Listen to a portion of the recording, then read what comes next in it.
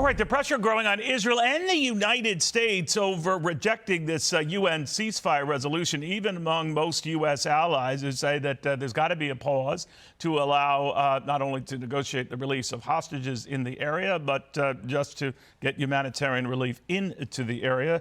Let's go to Dr. Ophir Falk, the foreign policy advisor to Israeli Prime Minister Benjamin Netanyahu. Where does that stand, Doctor? Because you've heard the criticism not only of Israel, but of the United States, that it was inhumane, I think, as one UN official put it, to veto this resolution. Well, thank you, Neil, for having me. Israel's been providing or enabling humanitarian aid from the very outset of this war. We want humanitarian aid to get into for civilians. We've urged civilians to get out of harm's way. We've warned them to get out of harm's way. And it seems to me sometimes that Israel is doing more for humanitarian aid than anybody else. Israel and the United States, of course. The UN has always had double standards. For years have been deploying double standards. And Israel's trying to set a gold standard in humanitarian aid and taking care of civilians. You know, it is odd. I don't know, in the middle of a war, too many countries that delineate and publicize exactly where the next wave of attacks will come to give people a heads up. I mean, imagine if we had done that at Normandy, you know, back in World War II, or, you know, planned and telegraphed exact pinpoint bombings in Dresden, Germany.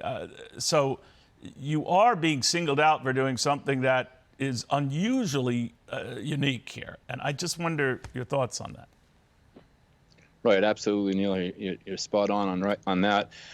Israel has always seeked to minimize civilian casualties. That's our counterterrorism strategy, not only because it's right, but because it's effective. On the other hand, Hamas seeks to maximize civilian casualties. They target Israeli civilians and hide behind their civilians, behind and below their own civilians, not only because they're a sick, genocidal terrorist organization, but because they think it's effective. They think it's an effective propaganda tool. We cannot let that be an effective propaganda tool.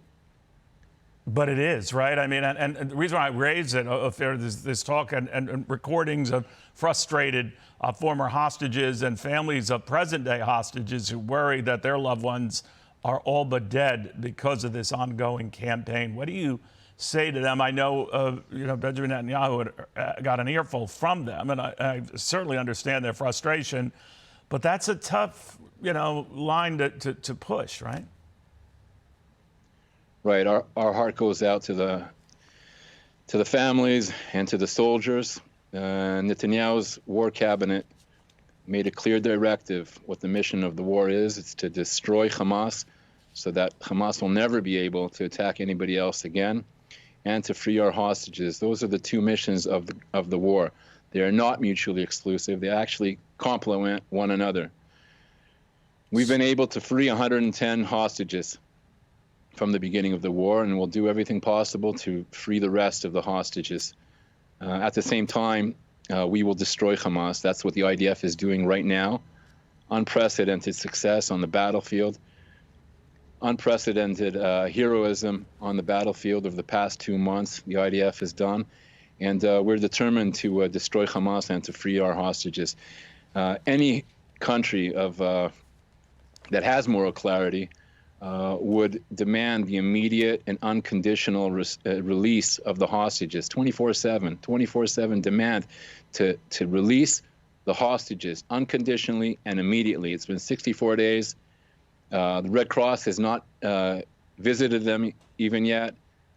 That's actually outrageous, and we demand that the Red Cross be enabled to visit the hostages, and that for the rest of the world, who candidly and genuinely have civilian and humanitarian thoughts in their minds and in their hearts, to demand the unconditional and the immediate release of the hostages. All right, we'll watch it closely. Dr. Ophir Falk, thank you for joining us. I'm Steve Ducey. I'm Brian Kilmeade. And I'm Ainsley Earhart. And click here to subscribe to the Fox News YouTube page to catch our hottest interviews and most compelling analysis.